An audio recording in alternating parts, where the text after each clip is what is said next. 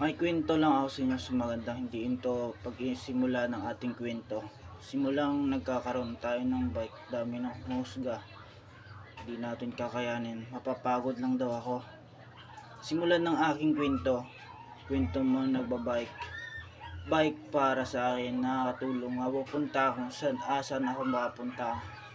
Pupuntahan ko sa lugar kung saan ako iikot. Parang mundo.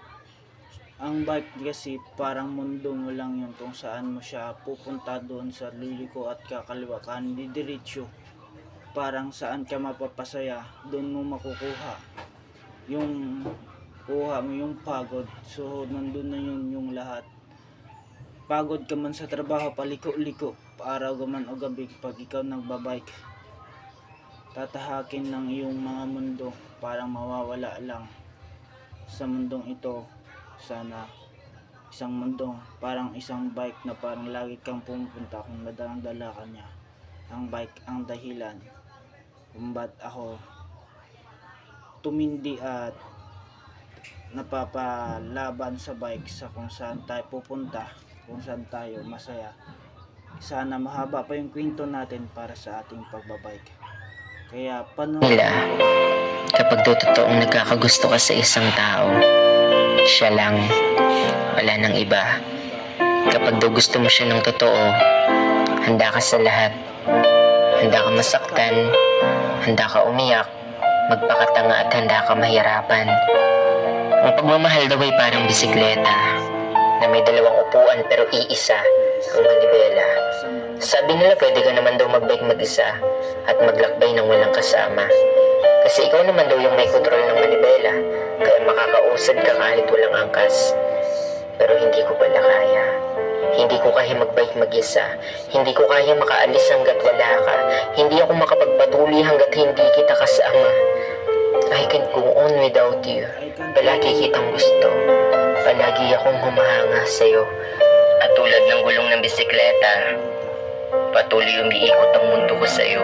At ikaw ang kadena na siyang dahilan kung bakit umiikot ang mundo ko. Hindi ko kaya magbike mag-isa. Kasi ako man ang may hawak ng manibela. Hindi ko naman alam kung saan ako pupunta. Kaya kailangan kita. Kasi nasa iyo ang mapa ng landas na tatahakin ko. Pwede kitang iangkas, pero hindi kita pwede piliting sumakay. Gusto kita.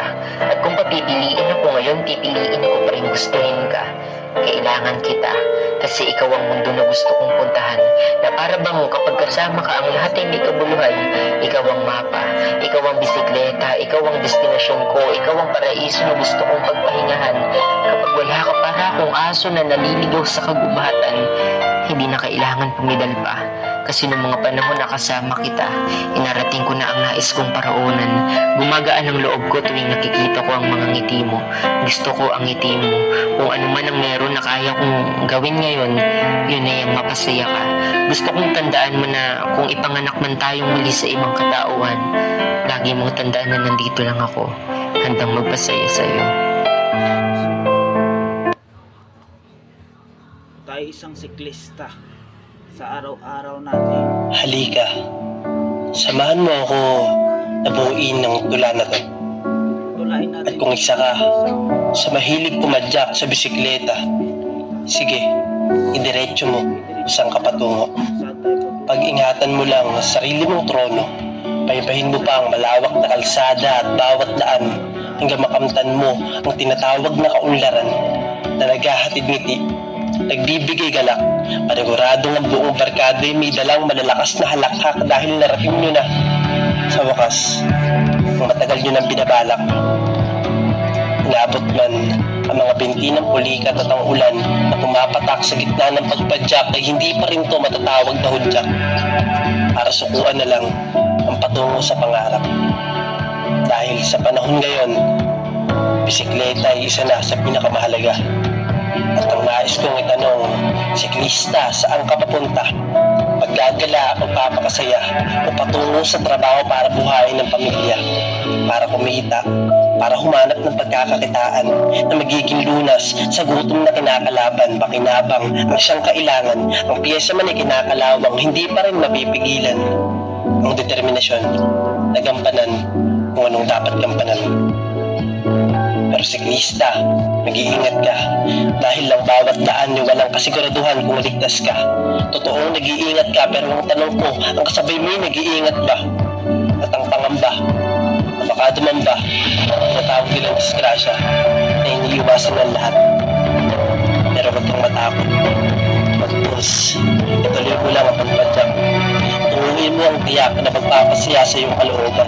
At subukan mong pagmasdan ang Ang hirap para maging siklista pag di ka nag-iingat, matutumba ka, aangat ka at babahon para sa pong pamilya.